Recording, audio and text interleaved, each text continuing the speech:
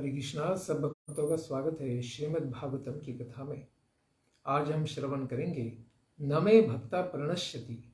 भगवान ने यह जो संकल्प लिया है कि मेरे भक्त का कभी नाश नहीं होता है, यह आज हम श्रवण करेंगे अम्बरीश महाराज की कथा से।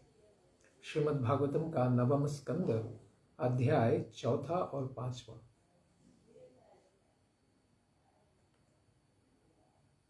नाभाग राजा के पुत्र महाभागवत अम्बरीश हुए।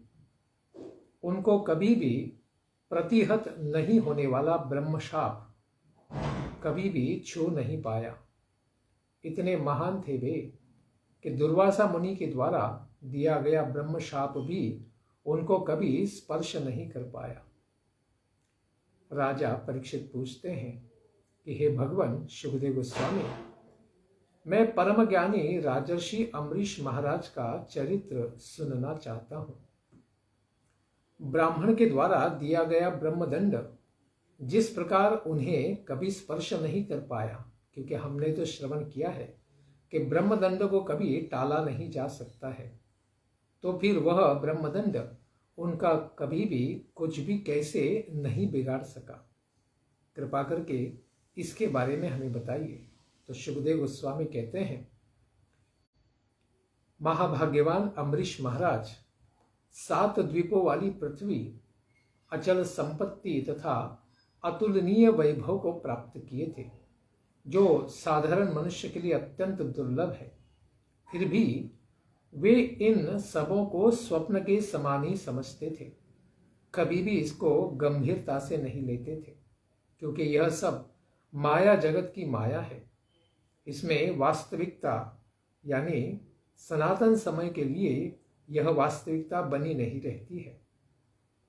काल के प्रभाव में इस मोह का नाश ही हो जाता है, क्योंकि वे जानते थे कि ऐश्वर्य का नाश हो जाने पर विद्वान पुरुष भी मोह में पड़कर फिर तो घोर नरक में या फिर अंधतामसिक ऐसे प्राणी योनियों में भी पड़ सकता है। उनका श्री भगवान वासुदेव में और उनके साधु भक्तों में अत्यधिक प्रेम प्राप्त हो गया था। बड़े ही वैष्णव स्वभाव वाले थे।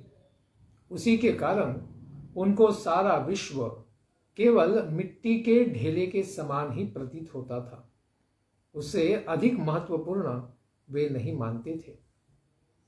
फिर वे अपना समय किस प्रकार से बिताते थे। सवै मनः कृष्ण पदारविन्दयोर् वचांसि वैकुंठ गुणानुवर्णने करौ हरेर्मन्दिरमार्जनादिषु श्रुतिं चकाराच्युत सत्कथोदये। वे अपने मन को श्री भगवान कृष्ण के चरणारविंद में ध्यान में लगाते थे।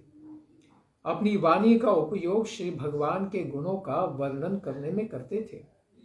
वे अपने हाथों का उपयोग श्री भगवान के मंदिर को साफ सफाई करने में लगाते थे। एक राजा होने पर भी उन्हें किसी भी प्रकार की इसमें लज्जा नहीं आती थी कि हम साफ सफाई का काम कर रहे, केवल शूद्र ही उसको करें। इस प्रकार से वे मानते नहीं थे। बड़े रुचि के साथ भगवान का मंदिर साफ करते थे और अपने कानों के द्वारा श्री भगवान की सुंदर कथाओं का नित्य ही श्रवण करते थे। श्री भगवान की मूर्तियों और मंदिरों के दिव्य दर्शन में अपने दोनों नेत्रों को लगाते थे और भगवान के भक्तों के चरणों की सेवा में अपने स्पर्शेंद्रिय यानी हाथों की द्वारा सेवा करते थे। इस प्रकार भक्तों का अंग संग प्राप्त होता था उन्हें। श्री भगवान के चरणों पर चढ़ी हुई दिव्य तुलसी के सौगंध का अनुभव करने में अपने नासिका को लगाते थे और श्री भगवान को निवेदित प्रसाद का रस लेने में ही अपनी जिह्वा को इसी प्रकार से सेवा में लगाते थे। अपने पैरों के द्वारा वे भगवान के मंदिर और धामों में जाते थे, उनकी परिक्रमा करते थे और भगवान के चरणों में वंदना करके अपने सिर को नतमस्तक करते थे। चंदन माला आदि का सेवन इसलिए वे करते थे कि उनको श्री भगवान की दास्यता प्राप्त हो जाए, उनकी सेवा निरंतर उन्हें मिलती ही रहे, और अपनी भौतिक कामनाओं की पूर्ति के लिए कभी भी भगवान से कुछ मांगते नहीं थे, अपितु उस भक्ति को ही वे प्राप्त करने के लिए जाते थे जिस प्रकार से भगवान के भक्तों में भक्ति प्राप्त हो जाए, यानी भगवान के भक्तों की सेवा में ही सदा लगे रहे। क्योंकि भगवान भी कहते हैं कि जो मेरा भक्त है उससे भी अधिक जो मेरे भक्तों का भक्त है वही श्रेष्ठ भक्त है मेरा। इस प्रकार वे सदैव ही सभी कर्मों में भगवान यज्ञ पुरुष परमात्मा जो इंद्रियातीत है, अधोक्षज है, ऐसे श्री भगवान को ही सर्वात्मा समझकर भगवत भक्त ब्राह्मणों की आज्ञा के अनुसार वे इस पृथ्वी का प्रशासन करते थे, सारे पृथ्वी के सम्राट थे। इसीलिए सब जगह धर्म का पालन करवाते थे और करते भी थे। वे राजा अम्बरीश, वशिष्ठ मुनि, असित, गौतम आदि ऋषियों द्वारा प्रवर्तित धन्व नामक निर्जल देश में सरस्वती नदी के प्रवाह के सम्मुख महान ऐश्वर्य के कारण सर्वांग पूर्ण तथा बड़ी बड़ी दक्षिणा देने वाले अनेक अश्वमेध यज्ञों को संपन्न करते हैं, जिसके द्वारा श्री भगवान की आराधना करके उनके राज्य में रहने वाले सारे जीवों का कल्याण हो सके। इस प्रकार धन्व नामक जलहीन प्रदेश में सरस्वती नदी के प्रवाह के सम्मुख आयोजित इन यज्ञों से उन्होंने आराधना की थी। उनके यज्ञों में सारे सदस्य ऋत्विज ब्राह्मणगण और प्रजाएं बड़े सुंदर वस्त्र धारण करते हुए देवताओं के साथ और उनके समान ही रूपों वाले प्रतीत होते थे और उनकी पलकें नहीं गिरती थी। इस प्रकार से अनिमेष वृत्ति से सारे यज्ञों का सब लोग दर्शन करते थे और देवताओं का भी दर्शन उन्हें प्राप्त होता था उन यज्ञों में। श्री भगवान की लीलाओं का श्रवण और महात्माओं के साथ उपगायन करने वाले जिनके प्रजाजन देवताओं को प्रिय स्वर्ग को भी प्राप्त करना नहीं चाहते थे, क्योंकि स्वर्ग में उन्हें इस प्रकार से महाराज अम्बरीश राजा के रूप में प्राप्त नहीं होंगे, इसीलिए वे धरती को छोड़कर, पृथ्वी को छोड़कर स्वर्ग भी जाने की इच्छा नहीं करते थे। इतने महान थे अम्बरीश महाराज। श्री भगवान का वे हृदय में साक्षात्कार करने वाले थे और उन प्रजाओं को स्वरूप सुख के कारण अति उत्कृष्ट, अतएव सिद्धों को भी जो दुर्लभ हो, इस प्रकार से विषय प्रहर्षित नहीं कर पाते थे। वे सांसारिक सुखों की अपेक्षा महाराज का संग, दिव्य संग प्राप्त करने की केवल इच्छा करते थे, क्योंकि उनके संपर्क में उन्हें परम आनंद का अनुभव होता था। इसलिए कोई भी भौतिक विषयों की अपेक्षा नहीं करते थे।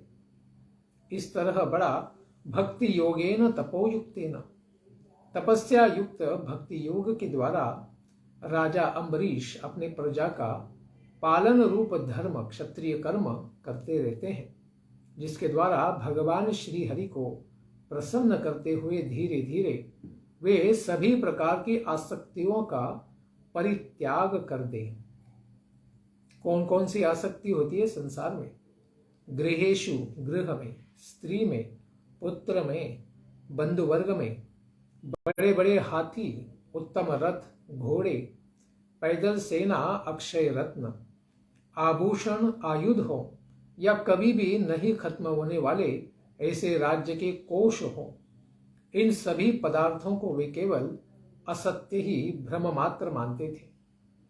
उनकी अनन्या भक्ति से प्रसन्न होकर भगवान श्री हरि फिर उनकी रक्षा के लिए और राज्य में सही से धर्म उनके द्वारा पालित हो, इसी के लिए, उनके कल्याण के लिए और राज्य के कल्याण के लिए स्वयं का चक्र राज सुदर्शन चक्र ही उनको नियुक्त कर देते हैं। इसलिए परीक्षित महाराज, अम्बरीश महाराज उस सुदर्शन चक्र के लिए नित्य धाम यानी मंदिर भी बनाते हैं उसी में वह चक्र स्थित होता है और उसकी प्रतिदिन पूजा करते हैं। जो चक्र भगवत भक्तों की रक्षा करने वाला है और भगवत विरोधी और भगवत भक्त विरोधियों का नाश करने वाला है, उसकी सारे प्रजाजन सेवा करते थे। अपने समान ही शील गुण संपन्न उनकी रानी थी, जिसके साथ राजा अम्बरीश भगवान श्री कृष्ण की आराधना करने की इच्छा से फिर 1 वर्ष तक द्वादशी प्रधान एकादशी व्रत करने का निश्चय करते हैं। यह 1 वर्ष की एकादशी का व्रत लेते हैं। कब करते हैं? कहते हैं कि कार्तिक मासी व्रत के अंत में 3 रात का उपवास करके राजा एक दिन जमुना जी यानी वृंदावन के अंदर ही उन्होंने यह उपवास समापन करने की इच्छा की। तो यमुना जी में स्नान करके मधुवन नामक जो वृंदावन के 12 वन है उसमें से एक प्रसिद्ध वन है, इस मधुवन में जिसमें ध्रुव महाराज ने भी तपस्या की थी, उसी वन में जाकर भगवान श्री कृष्ण की वे पूजा करते हैं। कैसे करते हैं पूजा? उन्होंने महाअभिषेक की विधि के द्वारा सभी सामग्रियों और संपत्ति के द्वारा श्री भगवान का अभिषेक किया।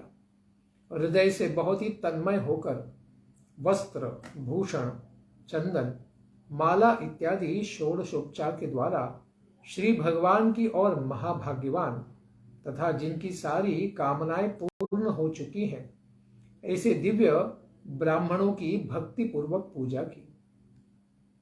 जिन गौओं का सिंग सोने से मड़ा हुआ था और खूर चांदी से मड़ा हुआ था तथा जिनको अत्यंत सुंदर वस्त्रों के द्वारा ओढ़ा गया था, जो गायें दुधारू थी, दूध देने वाली थी, सीधी छोटी अवस्था देखने में अत्यंत सुंदर और बछड़ों से युक्त थी और दोहन पात्र आदि की सामग्री के साथ थी, ऐसी 60 करोड़ गायों को उन्होंने ब्राह्मणों को गुण युक्त स्वादिष्टतम अन्न का भोजन कराकर उसके पश्चात इस प्रकार से राजा ने विप्रों के घर उन सब गायों को भिजवा दिया। आज सारे भारत में शायद 3.5 करोड़ से ज्यादा गाय नहीं होंगी।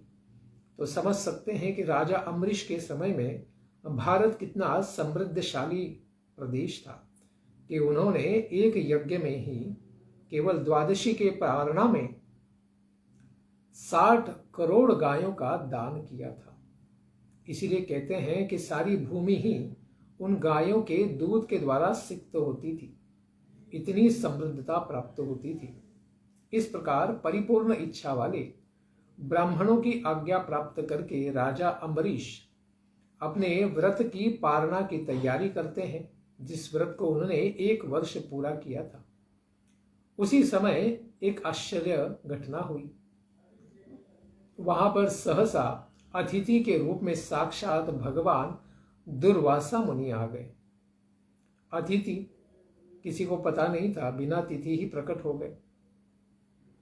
राजा ने उन आए हुए अतिथि महर्षि दुर्वासा जी को तुरंत खड़ा होकर उनका स्वागत किया, आसन प्रदान किया और सारी सामग्रियों के साथ उनकी पूजा अर्चना की और उसके पश्चात उन्होंने उनके चरणों में पुनः प्रणाम करके भोजन के लिए उनको प्रार्थना की कि हम भी द्वादशी में पारणा कर रहे हैं, तो कृपा करके आप भी प्रसाद का लाभ लीजिए। इस प्रकार राजा की प्रार्थना को स्वीकार करते हुए और आवश्यक कर्मों को करने के लिए यानी स्नान आदि करने के लिए महर्षि दुर्वासा मुनि चले गए। इस प्रकार परब्रह्म भगवान श्री कृष्ण का ध्यान करते हुए वे यमुना जी के पवित्र जल में स्नान करने के लिए चले गए। पारण का जब केवल समय यहां पर केवल 1 घटी ही अवशिष्ट रह गया था, क्योंकि द्वादशी को पारण सही समय पे करना होता है, तो केवल 1 घड़ी ही अवशिष्ट थी। तो धर्मज्ञ राजा ने ब्राह्मणों के साथ पारण के विषय में विचार किया कि महर्षि तो स्नान करने गए, फिर हम पारण कैसे समय पे कर पाएंगे जो हमने 1 वर्ष के लिए उपवास किया है। तो राजा ने कहा कि ब्राह्मण को भोजन कराए बिना भोजन कर लेना तो पाप ही होगा, और द्वादशी में पारण नहीं करने से भी तो पाप होगा। समय पे भी पारण करना है और बिना ब्राह्मण को पहले खिलाए हम कैसे यजमान के रूप में उसको प्राप्त करेंगे, तो उससे भी तो पाप लगेगा। अतएव इस समय जैसा करने से मुझे पाप भी न लगे और महर्षि दुर्वासा जी का भी कल्याण हो, इसी प्रकार से मुझे कुछ करना चाहिए। तब ब्राह्मणों ने केवल जल से ही व्रत के पारण आपको करना चाहिए, इस प्रकार से उनको संकल्प लेने के लिए कहा। क्योंकि श्रुतियां कहती हैं कि जल से भोजन करना और नहीं करना दोनों समान माना गया है, कि जल के द्वारा भी एकादशी व्रत द्वादशी में पूर्ण हो गया, इस प्रकार से पारण भी माना जा सकता है। और केवल जल लेने से पारण नहीं हुआ ऐसे भी कहा जा सकता है, क्योंकि अन्न प्राशन नहीं किया गया है।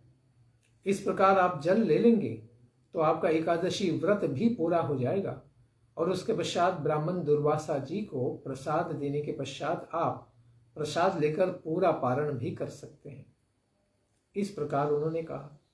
तो हे परीक्षित, इस तरह राजर्षि अम्बरीश फिर जल को पीकर मन से भगवान श्री कृष्ण का चिंतन करते हुए ब्राह्मण दुर्वासा जी के आने की प्रतीक्षा करते हैं।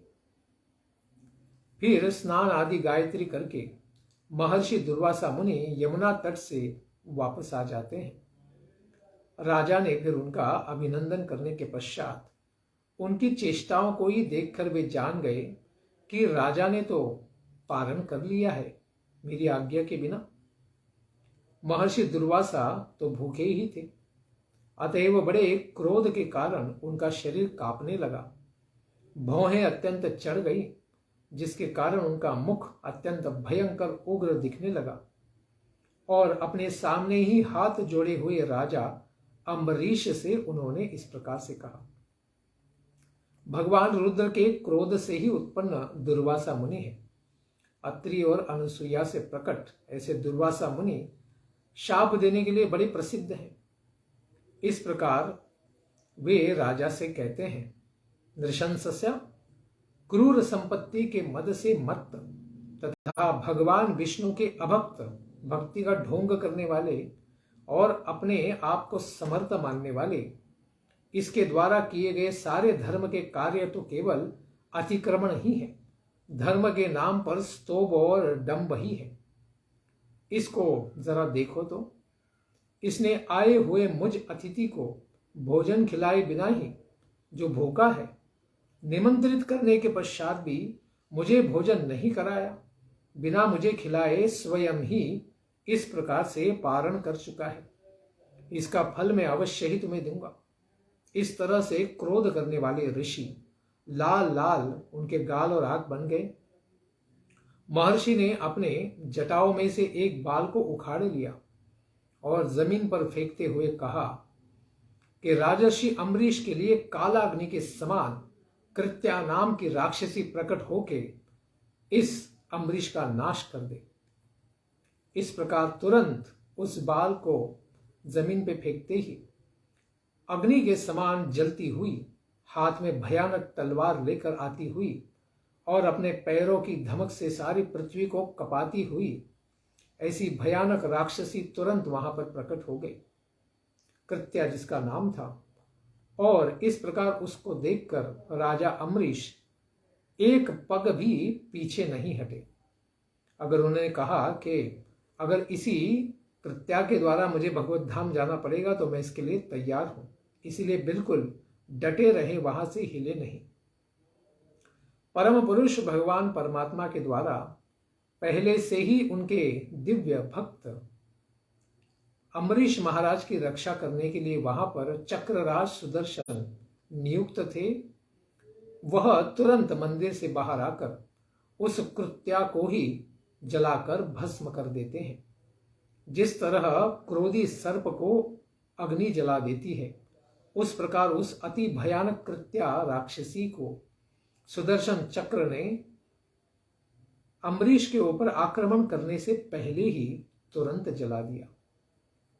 चक्रराज को अपनी ओर फिर आते हुए देखकर, अपने प्रयास को निष्फल देखकर अत्यंत भयभीत ऐसे महर्षि दुर्वासा मुनि अपने स्वयं की ही जान बचाने के लिए सारी दिशाओं में भागने लगे।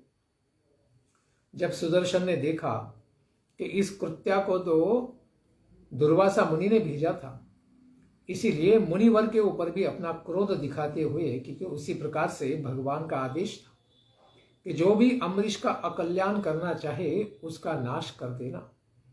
कृत्या का तो नाश हो गया, फिर दुर्वासा मुनि के पीछे ही वह सुदर्शन चक्र लग गया। जिस तरह ऊंची लपटों वाली दावाग्नि, जंगल की आग सर्प के पीछे दौड़ती है और उसको नष्ट कर देती है, उसी तरह महर्षि दुर्वासा के पीछे भगवान का सुदर्शन चक्र दौड़ने लगा। अब पीछे चक्र को आते हुए देखकर मुनिवर गुफा के अंदर प्रवेश करने की इच्छा से फिर जो संसार का सबसे बड़ा पर्वत है उस सुमेरु पर्वत की ओर दौड़ जाते हैं। महर्षि दुर्वासा दिशा, आकाश, पृथ्वी, अतल, वितल आदि पाताल तक, समुद्र, लोकपालों और उनके द्वारा भी सुरक्षित सारे लोकों तथा स्वर्गलोक में बारी बारी भागते हुए आश्रय के लिए जाते हैं। वे जहां कहीं भी गए, असह्य तेज वाले सुदर्शन चक्र ने उनको नहीं छोड़ा, उनके पीछे ही वह लगा रहा। जब कहीं भी उनको कोई रक्षक नहीं मिला तो वे अत्यंत भयभीत हो गए कि अभी शायद मृत्यु ही आ गया है। फिर अपने लिए त्राण खोजते हुए वे देव शिरोमणि सत्यलोक में निवासित ब्रह्मा जी के पास चले गए और वहां जाकर कहते हैं कि हे ब्रह्मा जी, आप तो स्वयंभू हैं, आप मुझे श्री भगवान के इस भयानक तेजोमय चक्र से मेरी रक्षा कीजिए। तो ब्रह्मा जी ने कहा कि हे दुर्वासा मुनि, मेरे परार्ध की आयु के समाप्त हो जाने पर, यानी उनके 100 वर्ष की आयु समाप्त हो जाने पर, काल स्वरूप श्री भगवान जब अपनी क्रीड़ा का संवरण करने लगेंगे और इस जगत को जलाकर भस्म करना चाहेंगे, उस समय अपने भ्रूभंग मात्र से, अपने भ्रुकुटियों को हिलाने मात्र से सारा संसार और मेरा यह लोक भी तो लीन हो जाएगा, यह भी जलकर भस्म हो जाएगा। मैं ही क्या, शंकर जी, दक्ष, भृगु आदि सारे प्रजापति, भूतेश्वर, देवेश्वर आदि जिनके बनाए सारे नियमों के द्वारा बंधे हैं, उन्हीं भगवान के नियमों को शिरोधार्य करके, सिर पर धारण करके हम सब संसार का कल्याण करते हैं। उनके मर्यादा में रहकर ही हम सेवा करते हैं, कभी अतिक्रमण नहीं करते हैं।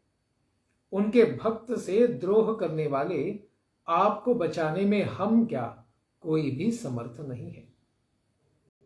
ब्रह्मा जी के द्वारा इस प्रकार निराश कर दिए जाने पर भगवान विष्णु के चक्र से अत्यंत संतप्त हुए महर्षि दुर्वासा फिर कैलाशवासी शिवजी के शरण में चले जाते हैं।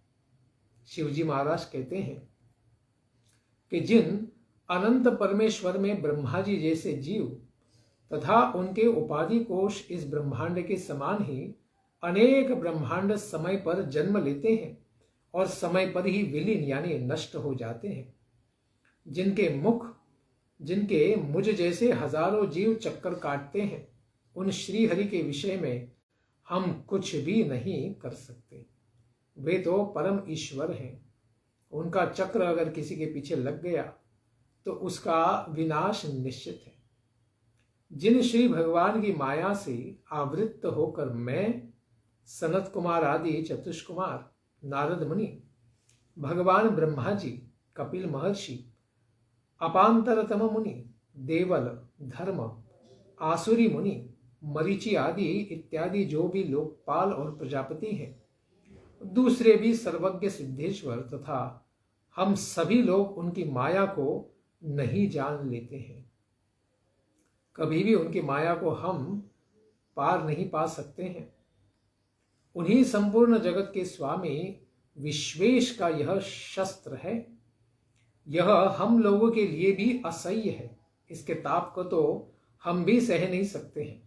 आगे कथा में आएगा कि शिव ज्वर का भी, भगवान के सबसे अधिक शक्तिशाली शिव तेज का भी इस विष्णु तेज यानी सुदर्शन चक्र ने नाश कर दिया था। उन्हीं के शरण में आप जाइए, वे ही आपका कल्याण कर सकते हैं। ततो उसके पश्चात अत्यंत निराश होकर महर्षि दुर्वासा फिर भगवान के वैकुंठ धाम में चले जाते हैं।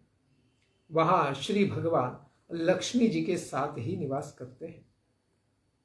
श्री भगवान के शस्त्र की अग्नि से संतप्त ऐसे दुर्वासा मुनि बड़े कांपते हुए, बड़े थके मांगे श्री भगवान के चरणों में जाकर गिर पड़ते हैं और कहते हैं कि हे अच्युत, हे अनंत, हे सत्पुरुषों द्वारा वांछित प्रभु, हे संसार को प्राण प्रदान करने वाले स्वामी, मैं तो अपराधी हूं आपके भक्तों के चरणों में, कृपा करके आप मेरी रक्षा कीजिए। आपके परम प्रभाव को नहीं जानने के कारण ही मैंने आपके प्रिय भक्त का अपराध किया है। प्रभु, आप मुझे इस सुदर्शन चक्र से बचाइए। आपके नाम का उच्चारण करने मात्र से तो नरकोपि मुच्यते, नारकीय जीव भी तो मुक्त हो जाते हैं। इस प्रकार से प्रार्थना करने पर भगवान कहते हैं, अहम भक्त पराधीनो ही अस्वतंत्र इव द्विज। हे द्विज, हे ब्राह्मण देव, मैं तो अपने भक्तों के ही पराधीन हूं, मैं बिल्कुल भी स्वतंत्र नहीं हूं। मेरे साधु भक्तों ने मेरे हृदय को अपने हाथ में कर लिया है, अभी मैं उनकी संपत्ति बन चुका हूं। मेरे भक्तजनों को मैं प्रिय हूं और मेरे लिए मेरे भक्त ही मेरे लिए प्रिय हैं। इसलिए हे ब्राह्मण, मैं जिन भक्तों का एकमात्र परम प्राप्य हूं, उन अपने साधु भक्तों के बिना न तो मैं जीना चाहता हूं, न अविनाशिनी अपनी लक्ष्मी को भी मैं चाहता हूं। जितना तो मैं अपने भक्तों को चाहता हूं, उतना तो अपनी पत्नी को भी नहीं चाहता। जो भक्त स्त्री, पुत्र, गृह, गुरुजन, प्राण, धन, इहलोक और परलोक सबको त्याग कर सकते हैं केवल मेरी शरण में आने के लिए। जिस प्रकार से बलि ने अपने गुरु का त्याग कर दिया था, दधीची ने अपने प्राणों का त्याग कर दिया था, इस प्रकार से वे मेरी शरण में आने के लिए संसार की हर एक वस्तु का त्याग कर देते हैं। उन सबों को मैं किस प्रकार से छोड़ सकता हूं? जिन भक्तों ने अपने हृदय को मुझ में ही प्रेम के बंधन से बांध दिया है, ऐसे समदर्शी साधु पुरुष उसी तरह मुझे अपने वश में कर लेते हैं, जिस तरह साध्वी स्त्रियां अपने पातिव्रत्य के द्वारा, सेवा के द्वारा अपने सत्य धर्म का पालन करने वाले पति को अपने वश में कर लेती हैं। उसी प्रकार से मैं अपने भक्तों के द्वारा जीता जा गया हूं। मुझे कोई जीत नहीं सकता, लेकिन मेरे भक्त मुझे अवश्य ही जीत लेते हैं। मेरे भक्त तो मेरी सेवा करने के कारण ही प्राप्त होने वाली सालोक्य, सारूप्य आदि सारी मुक्तियों को भी नहीं चाहते हैं, क्योंकि वे मेरी सेवा से ही पूर्ण रहते हैं। मुक्ति की अपेक्षा नहीं करते, न भुक्ति की, न योग सिद्धि की, केवल मेरी सेवा की ही अपेक्षा करते हैं। तो फिर काल के उलट फेर से विनष्ट होने वाली वस्तुओं को क्यों प्राप्त करना चाहेंगे? वे कभी भी संसार की भौतिक वस्तुओं की अपेक्षा नहीं करते हैं। मेरे भक्त मेरे हृदय हैं और मैं भी अपने भक्तों का ही हृदय हूं। साधवो हृदयम मह्यम साधुनाम हृदयम त्वहम। और वे मुझसे भिन्न नहीं जानते कुछ भी, और मैं भी उनके अतिरिक्त संसार में कुछ भी नहीं जानता। मदन्न ते न जानन्ति नाहम तेभ्यो मनागपि। इसलिए हे विप्र, मैं आपको उपाय बताता हूं, उसे आप सुनिए। आपको यह विपत्ति जहां से प्राप्त हुई है, आप उसी के पास पुनः जाइए। साधु पुरुषों के प्रति किया गया तेज का प्रयोग वह साधु का नाश तो कभी करता नहीं, प्रयोग करने वाले का ही अमंगल करता है। इस प्रकार से आपने मेरे भक्त अम्बरीश का अपराध किया है, तो आपको वापस उनके पास ही जाना चाहिए, क्योंकि तपस्या और विद्या यह तो ब्राह्मणों के लिए बड़े ही कल्याणकारी होते हैं, किंतु यदि ब्राह्मण उद्दंड हो जाए और उस विद्या और ज्ञान और तपस्या की शक्ति का उपयोग ठीक से नहीं करे, विपरीत करे, तो फिर उसका फल भी विपरीत ही प्राप्त होगा। इस प्रकार से अभी यह सुदर्शन चक्र आपके पीछे लग गया है, क्यों आपने वैष्णव अपराध किया है। तो हे ब्रह्मन भद्रम ते, आपका कल्याण हो।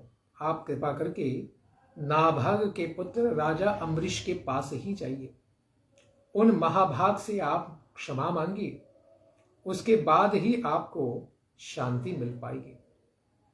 इस प्रकार भगवान ने दुर्वासा मुनि के कल्याण के लिए उनको कहा कि मैं आपको नहीं बचा पाऊंगा, मेरे भक्त ही आपका कल्याण कर सकते हैं।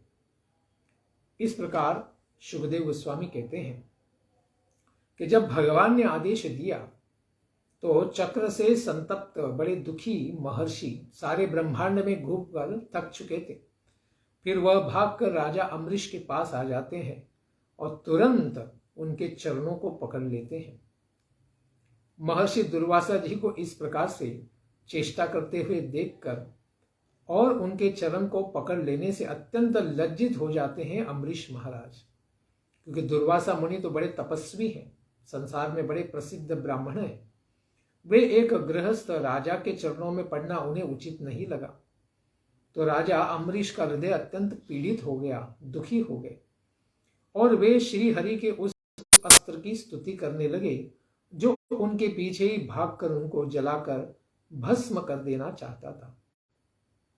अम्बरीश महाराज कहते हैं हाथ जोड़कर, हे प्रभु सुदर्शन, आप ही अग्नि हैं, परम समर्थ सूर्य आपके ही तेज से चमकते हैं, नक्षत्र मंडल के स्वामी चंद्रमा भी आपके तेज से ही प्रभावित हैं, जल पृथ्वी वायु सारे तन मात्राएं पंच महाभूत और इंद्रियां भी आपसे ही प्रकाशित हैं। हे सुदर्शन तुभ्यम नमस्तु, मैं आपको नमस्कार करता हूं। हे भगवान अच्युत के अत्यंत प्रिय, हे सहस्त्रार, हे सभी अस्त्र शस्त्रों को विनष्ट कर देने वाले, हे पृथ्वी के रक्षक, आप कृपा करके इस विप्राय स्वस्ति भूयाः, इस ब्राह्मण के कल्याणकारी हो जाएं।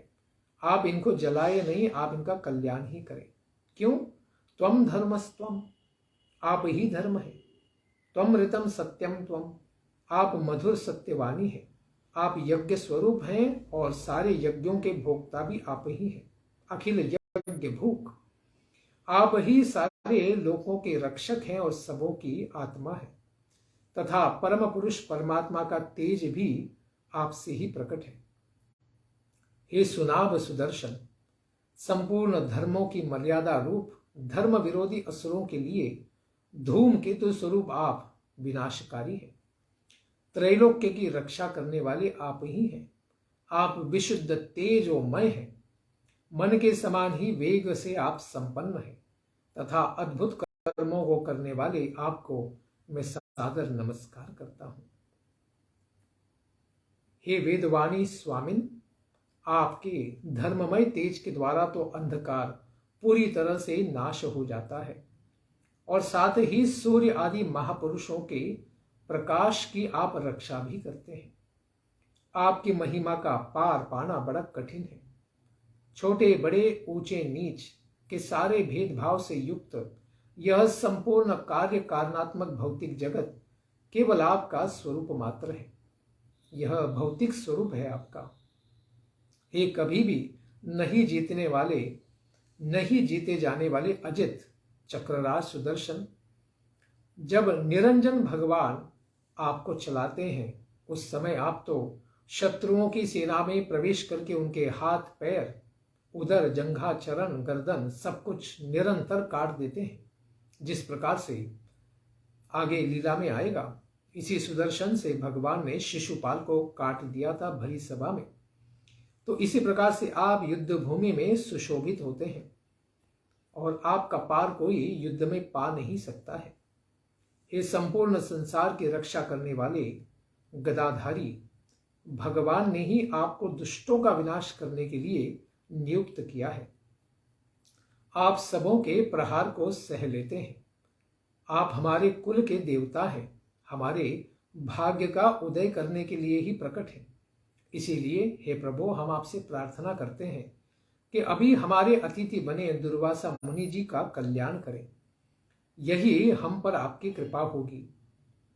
यदि मैंने संसार में कभी भी कुछ दान किया है, यज्ञ किया है, अपने धर्म का अच्छी तरह से पालन किया है, भगवान की भक्ति की है और वंश के लोगों के साथ ब्राह्मणों को देवता माना है, इस प्रकार अगर मैंने कभी भी धर्म पूर्वक सेवा की है, तो इन दुर्वासा जी को आप नहीं जलाएंगे और इनके हृदय में जो भी जलन प्रकट है, कृपा करके उसे आप शांत शीतल कर दीजिए, उसको मिटा दीजिए।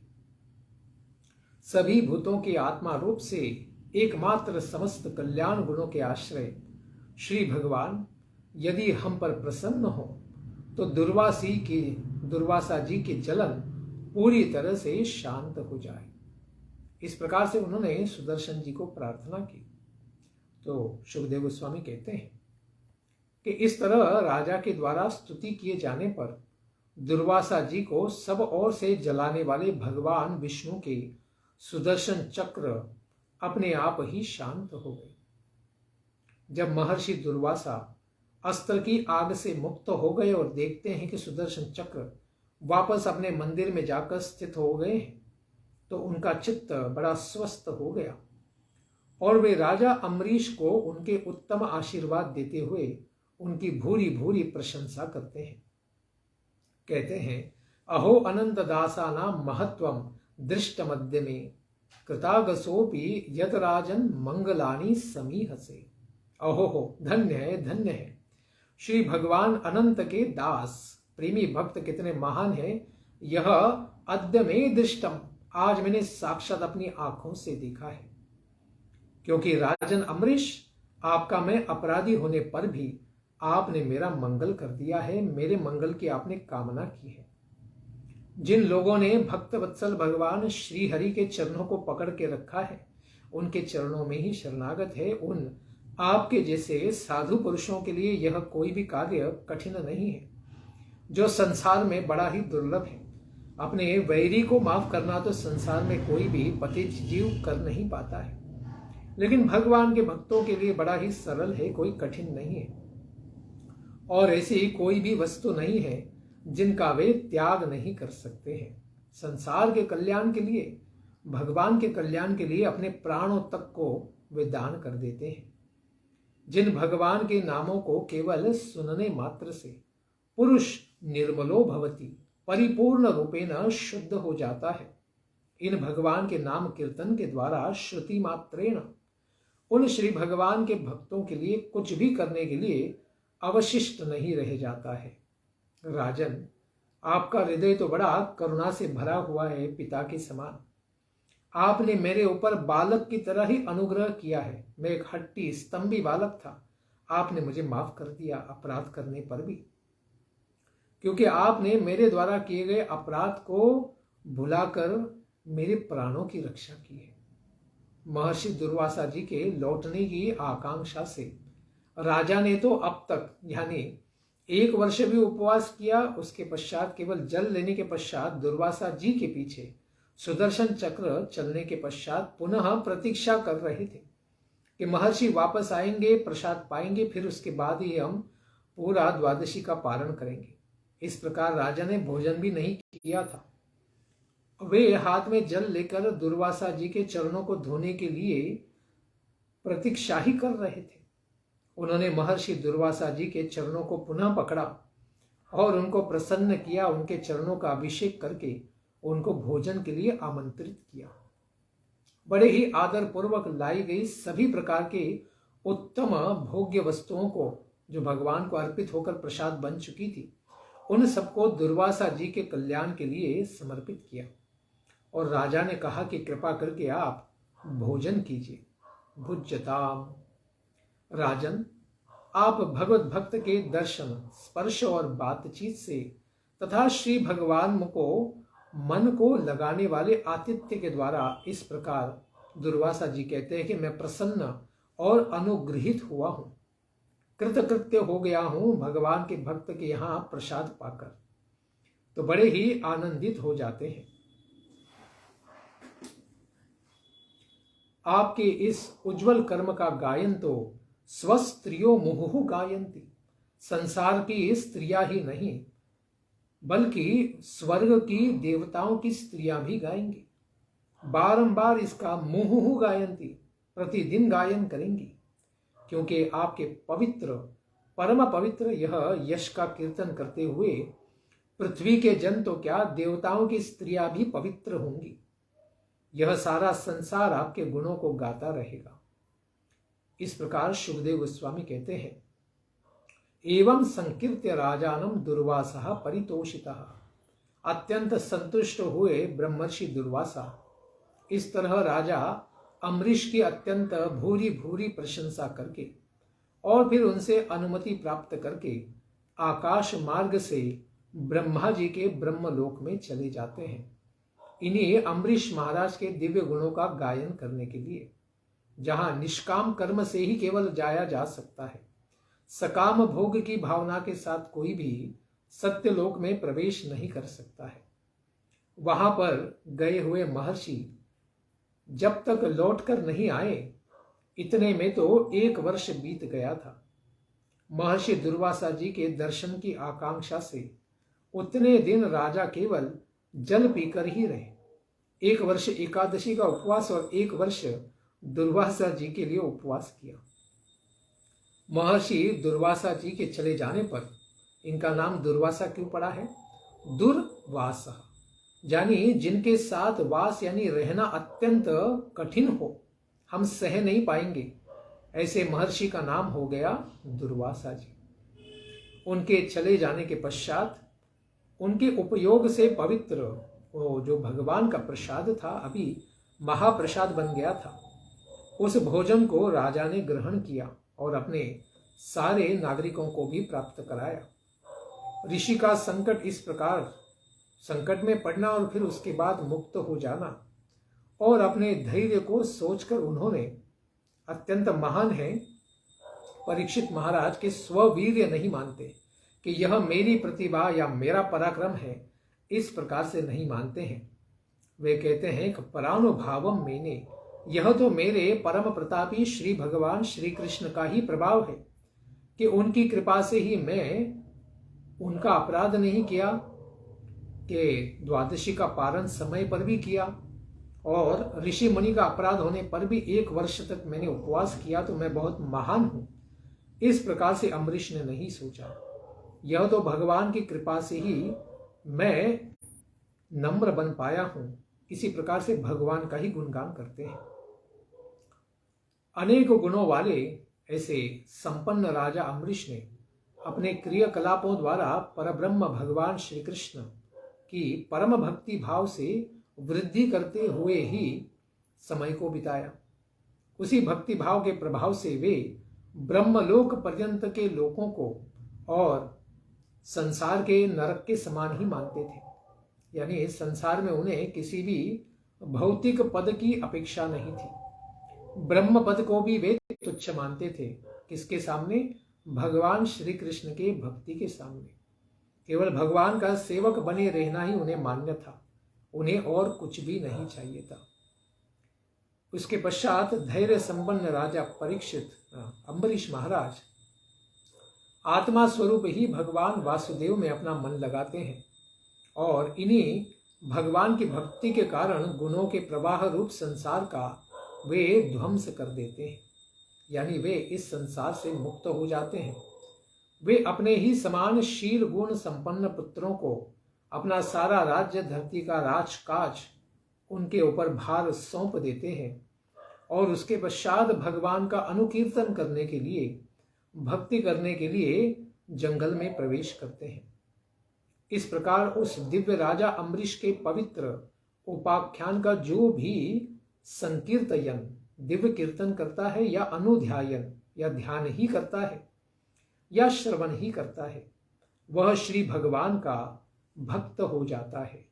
भगवतः भक्तो भवेत्। तो आज भी दिव्य एकादशी, आमल की एकादशी का व्रत हम कर रहे हैं। इसका पालन सही समय पे करना चाहिए और उसी के बीच में कोई आ जाए तो उनका भी स्वागत करके उन्हें भी प्रसाद खिलाना चाहिए। यही गृहस्थों का कर्तव्य है। जिस प्रकार से अम्बरीश महाराज ने दिया हुआ आदर्श है उसका सबने पालन करना चाहिए। एकादशी व्रत केवल जल के साथ या बिना जल के साथ करना चाहिए और द्वादशी को सही समय पर पारण भी करना चाहिए। अतिथियों का सत्कार करके सबको प्रसाद खिलाने के बाद ही प्रसाद लेना चाहिए। यही गृहस्थों का कर्तव्य है। इसको न पालन करने से ही आज संसार में सारे गृहस्थी जन दुखी हैं। इस प्रकार से भागवत विधि का पालन करें और अम्बरीश महाराज की तरह ही भगवान को प्रसन्न करके परम गति को हम भी प्राप्त कर सकते हैं। इस तरह राजा अम्बरीश जी का उपाख्यान यहाँ समाप्त होता है।